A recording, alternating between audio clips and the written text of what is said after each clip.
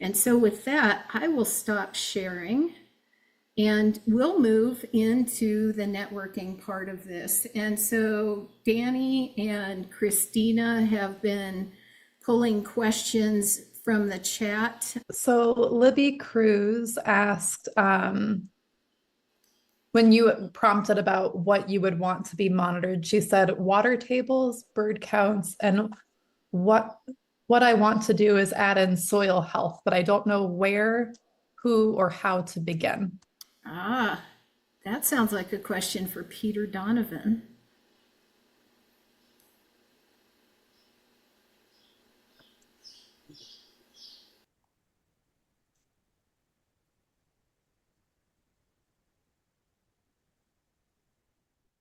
Well, let me first make a distinction that many people have also made, but that's between what some people might call monitoring for compliance or surveillance versus monitoring for learning. And I can give an example of that. Monitoring for compliance or surveillance, you might ask, am I doing the right thing according to my BLM permit or according to whatever Audubon ranching certification I have or whatever it might be? And you might pass or fail or do better or something like that. The answer to that question, am I doing the right thing, is a judgment question. And we're committed to that as people in society. We know we have to ask that of ourselves. But there's a learning question that you can ask that can add to that, and that would be like, for example, what results am I getting? And another example of a judgment question is this number, is this practice, is this species, is it good or bad? Again, a judgment. A learning question might be, what work does it do? What work does this strange little beetle do, for example? And how does it function in the larger system? You might ask that of wolves, of cattle, of somebody in your group. How does it function in the larger system, rather than just say good or bad? And for learning about soil health, if you want to judge your soil health, there's testing packages available at some of the research universities. Oregon State has one, for example. But I would say that the first thing to do would be to learn about what are some of the indicators of soil health. Porosity, aggregation, how well does water flow into the soil? What does the soil smell like? Those kinds of things can be done with very simple equipment. And you can learn quite a bit by doing those over a period of time. And so get yourself a shovel, get yourself a 5-power magnifying glass, look at your rhizosphere, look at the roots of annual and perennial grasses and forbs during the growing season. Use time your infiltration and try to record where you did that and when, and come back in a year and try it again, that sort of thing. The use of water to explore soil properties, I've mentioned that before. I think that's a kind of an intelligence of the water molecule.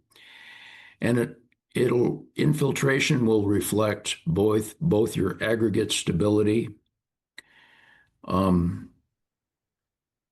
the work that the microbes have been doing and are doing, what they've built, how much food they have available to them. Infiltration can tell you all those things, and dig it up afterwards. Dig it up afterwards. We have a Soil Carbon Coalition has a web page on infiltration, so you can look at that. But I would recommend that rather than begin to learn about what some of the indicators and how to observe them, and use a shovel, use your all your senses. Yeah, I know that I've met a kindred soul when they pull out a shovel, and then when they stick the shovel in and they pull the soil out, they sniff it, and it's like, oh, there's another person who really loves soil. We have a couple questions here from Bob. Do you want to unmute and ask your own questions, Bob, or shall I read them off for you? I suppose I could try to ask them. Give you a little history for me, because that may help understand where I'm coming from. I'm a retired NRCS range conservationist, back working for them part-time, and I'm working on a document trying to figure out how can we increase monitoring that's useful to ranchers. And then how can we as a government agency can utilize that information in a aggregated fashion so that it's not privately available. But anyway, so my first question was for Dale and Bill. Do you have favorite apps, go-to apps that you find most useful, easy to use, best information, whatever it is, that you'd be willing to share, or do you rely on your outside partners to just give you the information?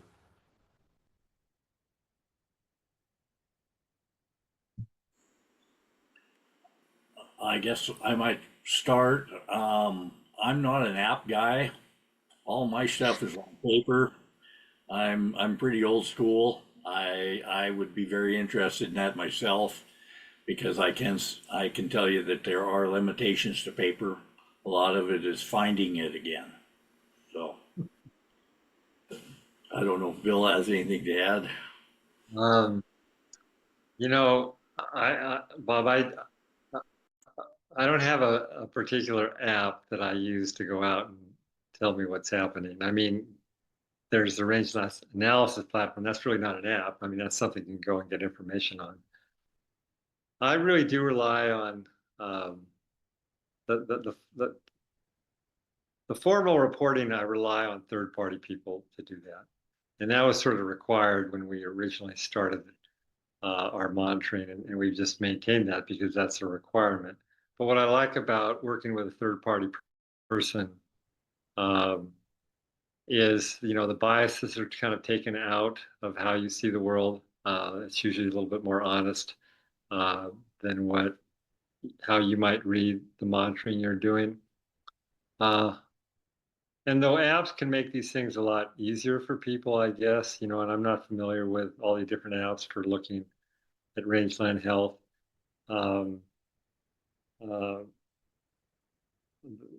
The important process of monitoring is actually for me, is to have a diversity of people looking at the same piece of ground, because everybody tends to look at things a little bit differently based on their conditioning, including yourself. So an app, app is this device that will tell you what this flower is and what this bird is. I might say that we've started using an app that picks up bird songs, especially at headquarters. My wife goes out every morning and she could give me a report on all the different bird species that are singing in the headquarters. We find that a huge quality of life deal, even though I'm pretty good birder and can hear most of them, but it's kind of cool to have an app be able to do that for people who aren't familiar. But anyway, I think the monitoring process has to be a cooperative project between organizations or individuals. That's why I'm really excited about the Rangeland Monitoring Group, is that this information, our data that's being collected by one person, or it could be another person, but in this case, we have one person hired who goes out and reads plots, puts it into a platform that Peter helped put together. We get together once a year, and everybody looks at their data and says, well, what are we learning here? You know, what did you do that led to this outcome? And we may not be able to answer that question, but we'll probably get a better cut on and answer that question through the perspectives of the people in the room than we might just looking at ourselves and having ourselves try to identify or answer that question. So I think as we go into this world of apps and stuff and AI and everything, those of us who are working and living on land, this is a dynamic touch, feel, smell, experiential process that does include data. And that's why I like scientists to do that. But at the end of the day, interpreting that data in terms of an action, because as Peter says, you know, some monitoring is about a way of verifying that you're checking the boxes. Sometimes that's important, sometimes that's essential in certain programs, and it is in some of ours. But at the end of the day, it's like, how is this data informing your actions that are moving you toward your goal, and to make your business and your land more resilient over time? Thank you. I was hopeful, but not surprised. You gave good answers, and paper and pencil is an app in my definition of things, Dale. And we all have our biases, and I rely on others to help me identify those because I don't identify my own biases well. So having multiple people looking at things is all good. And yes, everybody has to have a livable situation, or it just doesn't work. I'm going to shut up and let others ask. Thank you. Yeah, I want to thank you for that question, Bob, because a big part of what the Western Landowners Alliance is working on right now is outcome-based grazing and public land grazing issues. We do a lot of policy work, and at the core of that are these discussions about how do you keep track of what's happening? How do you set thresholds and then monitor to see that they're going? How do you develop the teams that can put those things together? Because not very many people have been able to succeed the way Bill has in being able to get that done. So, you know, as you're working on that, you know, I would love to just have a conversation with you at some point about what you're seeing and hearing, and I can share what we are too on that. There was another question in here that I got sidetracked because we were talking about birds in the chat, which is like way too cool. Danny, what was it? Did you? Oh, there it is. Libby Cruz, did you want to ask your question on mute, or do you want us to read it? I'm happy to ask the question. We've just recently leased our grasslands to a neighbor, and I'm really tickled to hear Bill Milton's sage advice about community being a critical part of these endeavors. And so we're excited about the relationship. We know these people well, multiple generations as neighbors. So I just wondered if anyone on this call has experience with and advice for me around the co-monitoring opportunities where, you know, monitoring is a shared process from the get-go.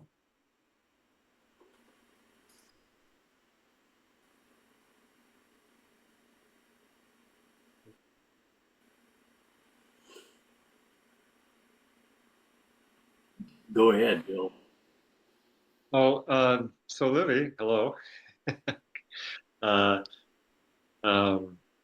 When you set up your you know, as you move into your lease partner agreement with your neighbor, did you establish this?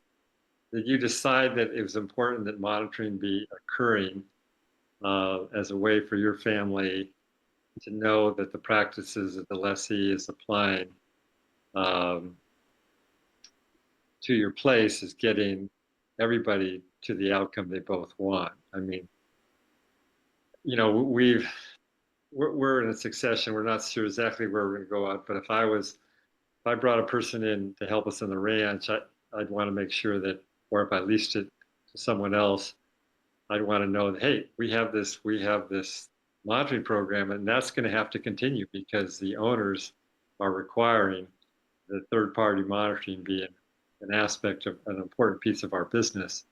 And as a lessee, we want you to be involved in that, because if your grazing practices take us in the wrong direction, that could probably be a decision that we would probably end our our partnership with you. So you don't want to do it in that kind of a, you know, like, how can we both learn that your practices are taking us, that your cattle are improving, our ground's improving.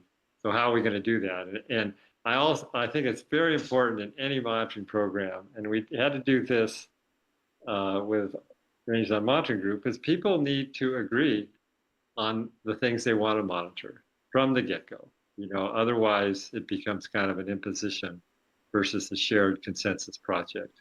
So I would just say, as you as you head on this, that this would be a very important thing for you to do with your neighbor, and hopefully they wouldn't feel uncomfortable with that data being, acquired and shared and discussed over time. Well, I feel like we're in we're in a good space. They also rotationally graze, probably a little different. You know, that's kind of what everybody does. They do their own thing. But we also have monitoring requirements by a recent conservation easement. So I think the easement kind of set the Sure. tone with regard to monitoring, and it's a very comprehensive easement, as they so often are. So I feel like that's probably our guidebook. I was just curious if, you know, I don't know, I suppose I want my cake and I want to eat it too, but I'd love to, I don't know, I guess we've talked about transparency and communication being just critical, and those are values that both parties feel are very, very important to the success of this relationship. I just wondered if there were, I guess, maybe even any of those specifics about what to monitor that is, I don't know, equally of important. Well, it's kind of all important, but I don't know, maybe it's that question that Linda asked around prioritizing those elements to monitor, over which maybe both parties have a little more control by working together. Obviously I'm speaking and thinking at the same time, but thank you. I just appreciate the input. I would just add, Libby, that at the front end of this relationship is when you need to have all the parties agree on what's important. And it could be different, and it can include those needs of both parties, but you really need to enter into this kind of intentional conversation about, how are we doing what we're doing that's going to improve the health of your business and the health of our business and the health of our land. And that can't be just it really can't be just sort of a general conversation. You guys need to get together, and you might want to have a third party facilitator or someone to help you with this that has a good background in monitoring, you know, but that would be probably useful, but just agree, write it down. What are we going to monitor? How are we going to do it? When are we going to do it? How are we going to share it? And make that an annual activity, and be very intentional about it. Because if something goes south and you haven't done that at the front end, you're inviting potential disharmony.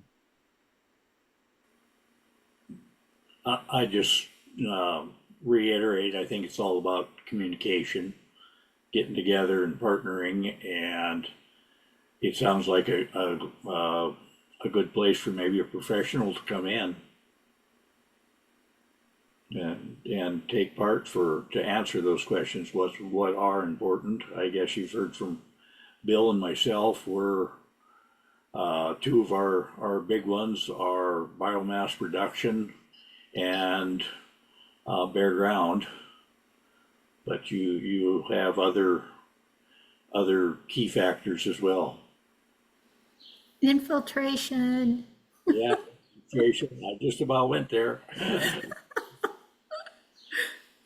Yeah. That's my version of an app, because you have to have your phone so that you can time it when you pour your water in and you can see it. But Peter has done some work up here, and some workshops on the ground, and being able to just see how much you can learn from a simple infiltration test about multiple different things, from wildlife to water function to where your plants are going to go to drought resilience. I don't know, Peter, you want to chime in?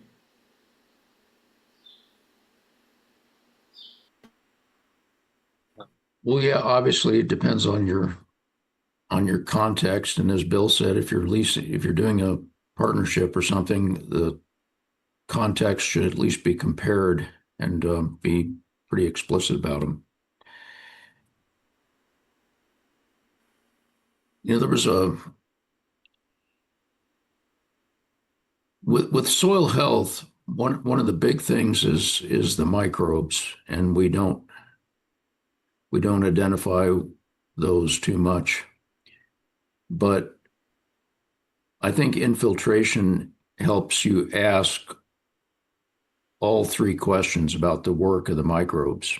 Do they have organic matter to eat for food and housing? What work are they doing?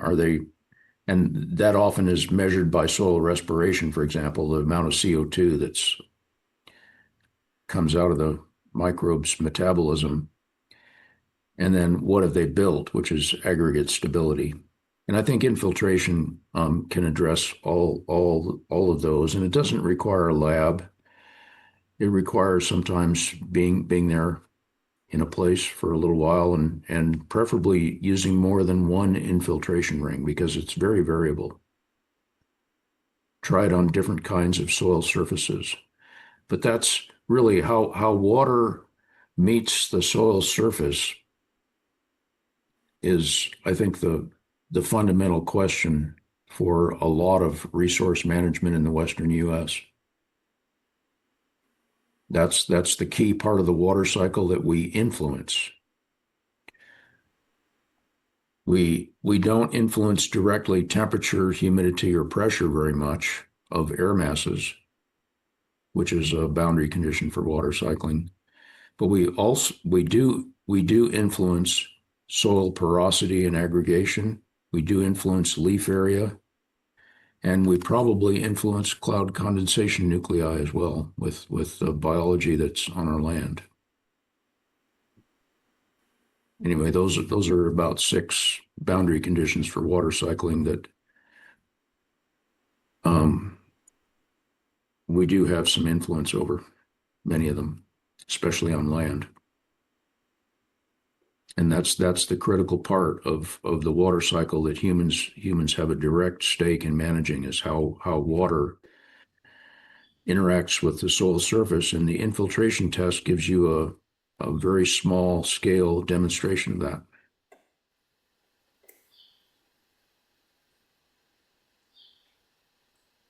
If anybody wants a fun thing to do, and it is informative, I don't know. I love things that I can't see directly, but I can figure out. I guess I'm a frustrated little chemistry kid. I didn't like chemistry, but the microbiometer is this fun little test kit that you can buy, and you can pull soil samples or compost samples, and you can determine the biomass of microbes in there and the percentage of fungi versus bacteria, which some people think is really important. I kind of do. Peter is way more adept at this than I am, but the higher the fungi number I get, the more drought resilient my soil is. And this is just the fun little kit that you can get. We did talk about apps, so we're talking in the chat about Land PKS, which I think is a tremendous app, widely underused. I think it's really a fun one. And there was a question, it's not an app, but it is definitely around monitoring. So there is interest in hearing more about the range monitoring group. I wonder if you could just talk, Bill, about kind of the intent of that group and how you go about it. Sure.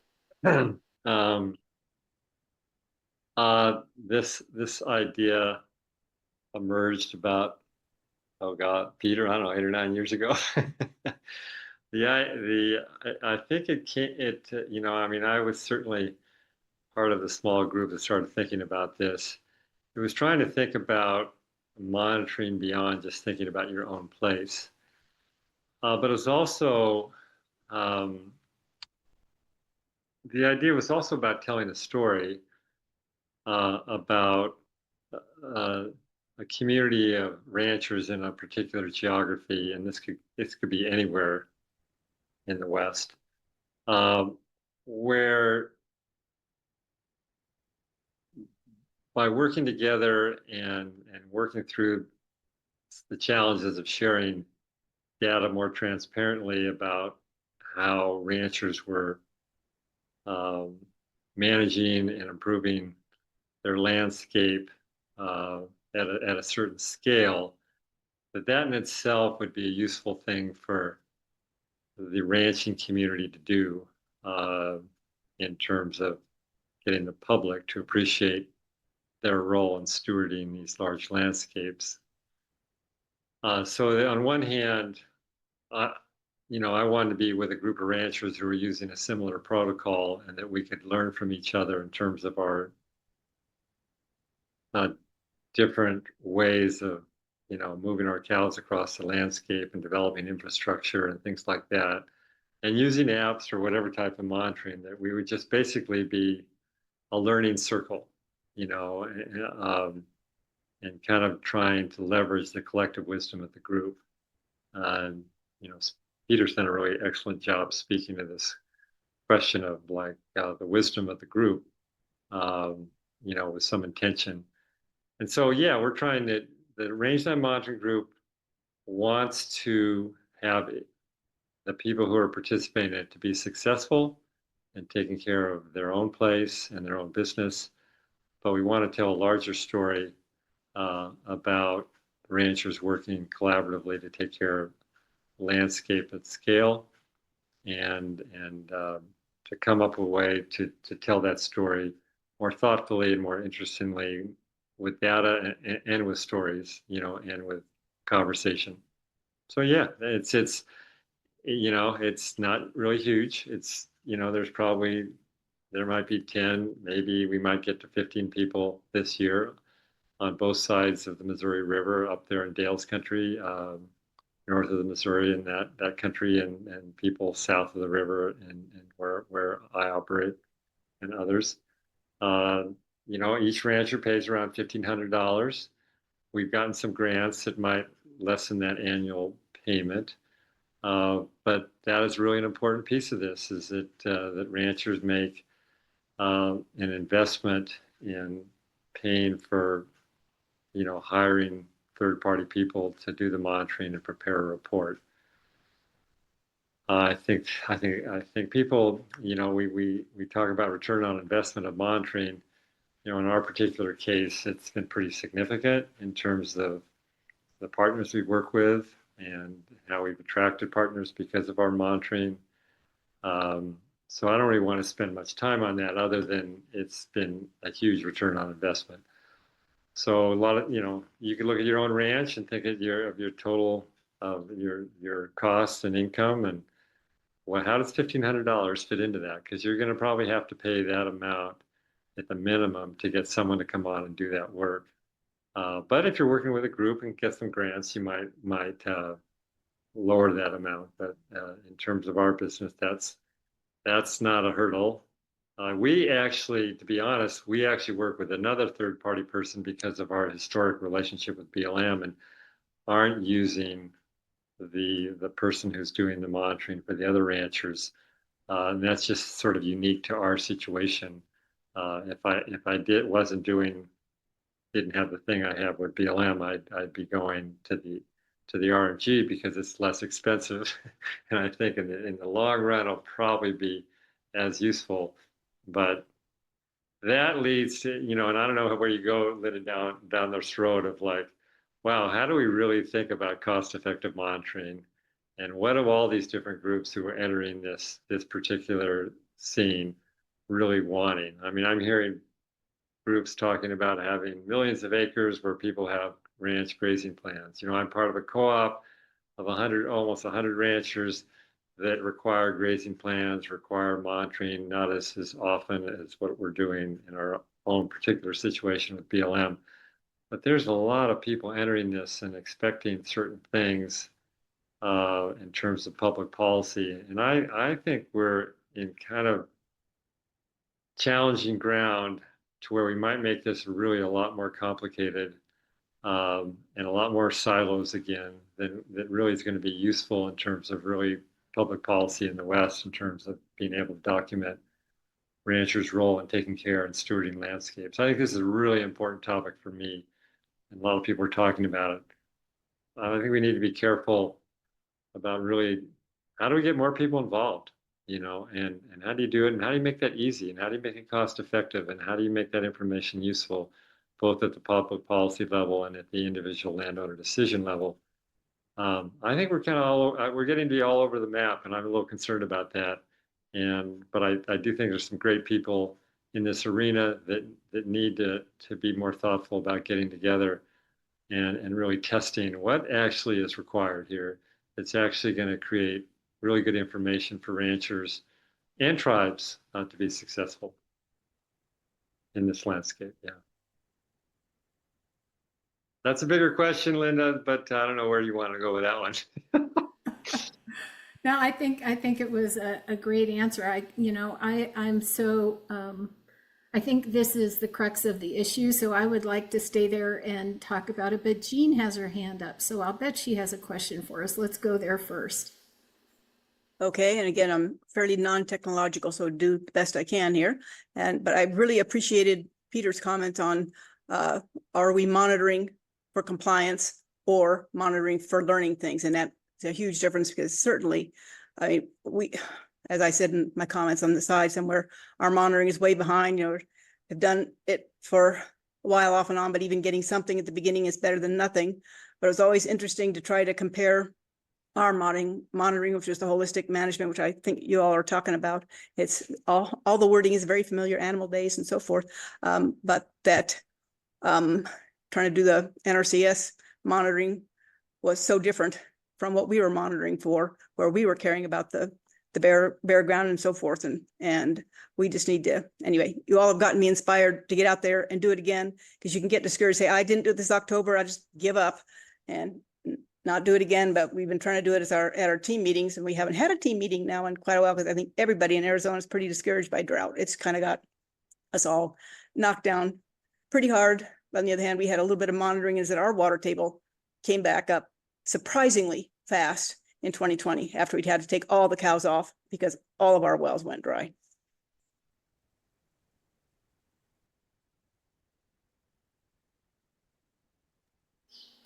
So it's just a comment, but again, I think that if there's a way we can get some groups together, that's outstanding.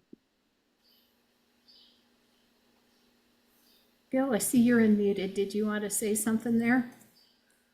Oh, no, I'm good. I actually a practical question here. When I came to the Billings from the ranch, because I have another appointment, I forget to grab my power cord, and I'm going to wander around here at Northern Plains and see if I can find a power cord, because I might just disappear here in about 10 minutes if I don't find one. So much for technology, but yeah, it was my mistake. So if I leave early, I apologize, but it wasn't my intention. It's like I'm just going to lose power. Well, if you leave early, you need to know how much we appreciate the information that you're sharing here, Bill.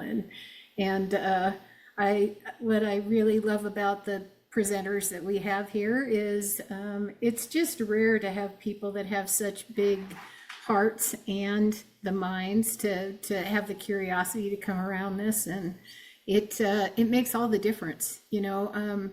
One of the things that we haven't really talked about that I would like to bring up, being a bird biologist by training myself, you know, there's a lot of time and money put into monitoring birds, and I can continue to do it. But I noticed that it wasn't mentioned as the top most important things.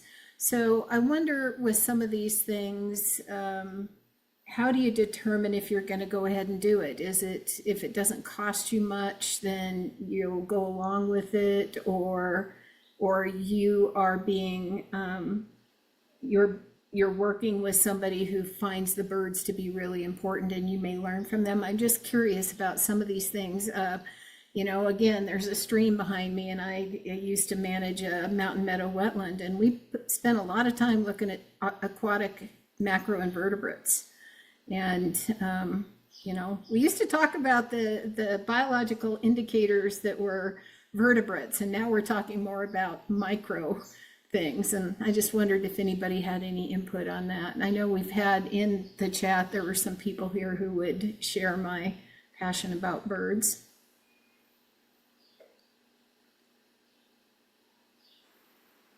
I'll just say that the ranch here, we found it very interesting. We are very novice birders up here, but it seems to have relationships to our range conditions and weather conditions at the time. I think we've had bird monitoring from about 2010 on. And I think that's being expanded this year with the little units that were talked about earlier about collecting bird information that way. Mm-hmm. Yeah, and it's not really an idle question on my part, because a lot of us are thinking about, as I mentioned in the beginning, the economic viability of good land stewards. And we produce so much on well-managed land beyond the livestock or the hay or the timber we harvest or whatever it is that, you know, that is the production part of that. And so the idea of monitoring birds or pollinators or rare plants, and thinking about, could that feed into an ecosystem service market somehow?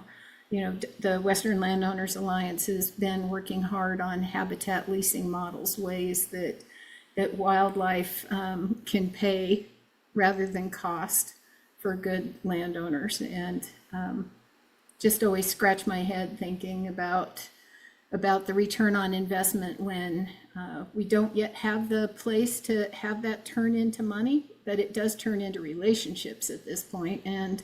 And I don't know, there's a lot of joy in it. And I'm I'm not so sure that having some monitoring that keeps you curious and keeps you happy and you can tell a story about. You know, we didn't used to have any upland sandpipers, and now they're all over. Or Sprague's pipits have really come back after we changed these things. I think that builds goodwill. I just would like it that if it somehow actually paid some money too.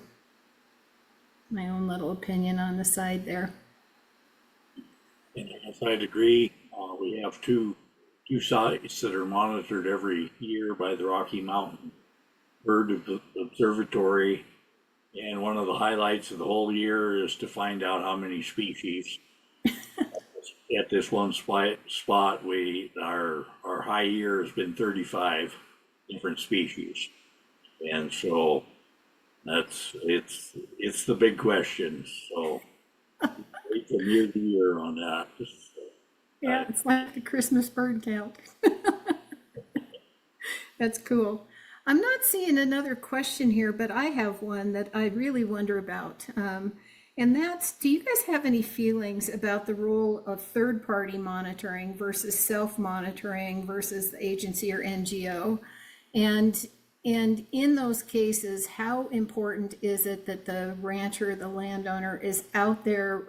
If someone else is monitoring, does it work for that third party to just share the data with the rancher, or do you see a real value for the rancher to be out there and monitoring alongside the whatever the third party is, whether it's an agency, an NGO, like say that you have a carbon contract and they're coming out to look at that? What do you think about, I'm going back to Bill saying just how important it is every day he's out there and he's making observations, and it's not necessarily what you'd call monitoring, but it certainly is. There are a lot of people who don't get out and they're counting on a piece of paper to tell them how they're doing, and I just wondered if you had any input on that.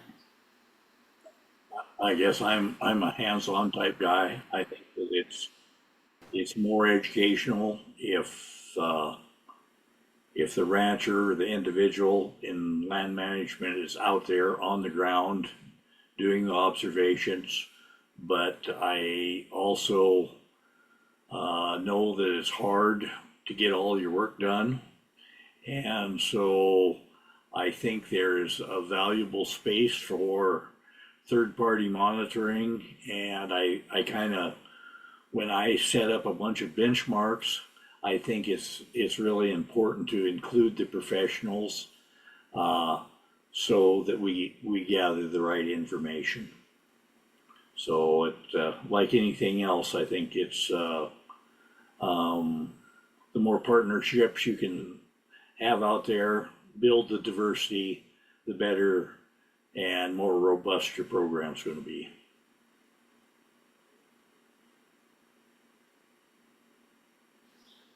Anybody else want to comment? It doesn't just need to be Dale and Bill and Peter. You all have experiences and ideas and opinions on this. I know there's some people here who put a lot of time and effort into monitoring. A lot of very quiet people who put the time and energy into it.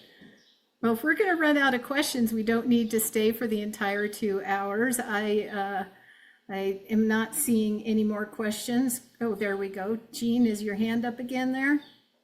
It is, and I had just wanted to make a comment. I put it in the chat there too, about some of the frustrations of monitoring is, that you don't always, the methods keep changing. The Forest Service monitors differently, U of A monitors differently, and then it changes. So it makes some of the old information hard to compare with the new. I do think we need to keep changing, and I certainly have much prefer our own method of doing the monitoring, which is based on the holistic resource management. Although we even changed that, rather than just doing the DART method, we laid out a transect and then did it so we got a little less variability from how far people would throw darts. But it's still the amount of variability and be frustrating, which again comes back to, nonetheless, you learn stuff for yourself, no matter what it is you're doing. I said, I wanted to thank you for this workshop because it's inspiring me to get out there and doing some more of it, because we have been neglectful.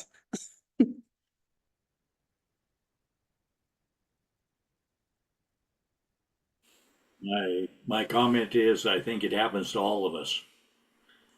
That I go through my record books and I'm going, oh gosh, I missed that monitoring this fall, and so forth. But just do the best we can.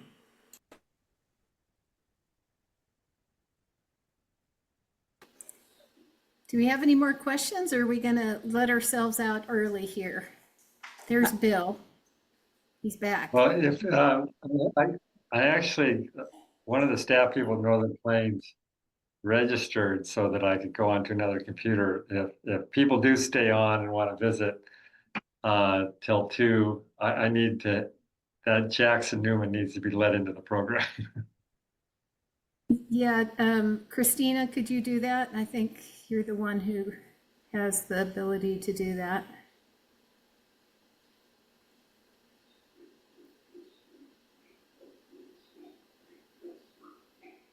There we go. Good. Excellent.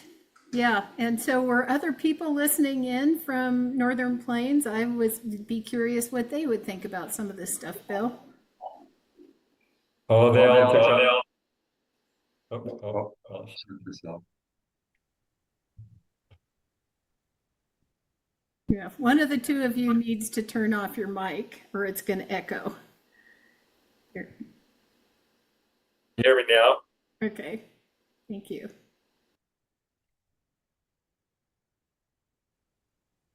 Can you hear me now? Yeah, just fine. Yep.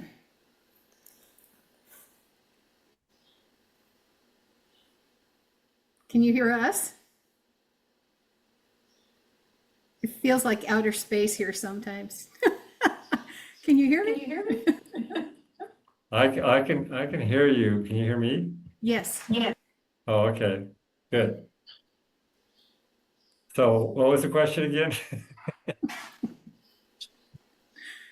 I think you should answer whatever you want. This is very much like a Bob Chadwick question, Bill. If you don't remember the question, just answer what you want to say. Well, I kind of got sidetracked trying to get on here, so I'm not. I don't know what I'm supposed to be adding at this point in time. Yeah, well, and I'm not seeing a lot of questions come up. I don't think I'm missing them in the chat. So I guess at this point, if we don't have any more questions, I'd just like to thank you all again for tuning in and being part of this. A special thank you to anybody who asked a question or spoke up and interacted with this. Encourage you to continue to attend these webinars. There's quite a series of them between the water program and the working lands program. As I said before, we've got one coming up on fire. We've got one on site adapted livestock. We've got one called the landscape of learning, which is somewhat related to this. So where do landowners learn? Is it through mentorships? Is it you can only get it from your grandpa?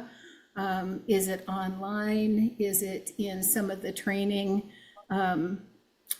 programs that are available, like Ranching for Profit or Holistic Management? So that should be an interesting one going forward. We'll have one on invasive species and alternative ways of looking at invasive species. I think that one of the eye-openers for me, Peter Donovan mentioned Greg Simons, who used to be one of the managers at the Deseret Ranch in Utah. And the first time I met him, we were touring around and they had a whole side of the road was just covered with Canada thistle.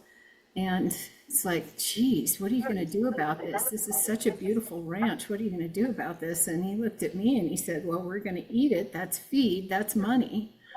And, you know, sometimes those little shifts in perspective about what we're looking at.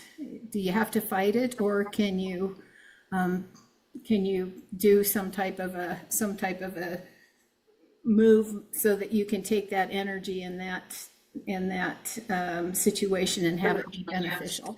I have a friend in Wyoming who has sheep in the same situation. Her husband was, oh boy, we've got to spray all these weeds. I've never seen so much leafy spurge. And she said, and that is how come our lambs weighed, 5% heavier last year, was because they were on leafy spurge. So anyway, there will be a lot of topics, and I would love it if there are people who are interested in proposing topics. You can always get a hold of us at Western Landowners Alliance. You can just use info@westernlandowners.org.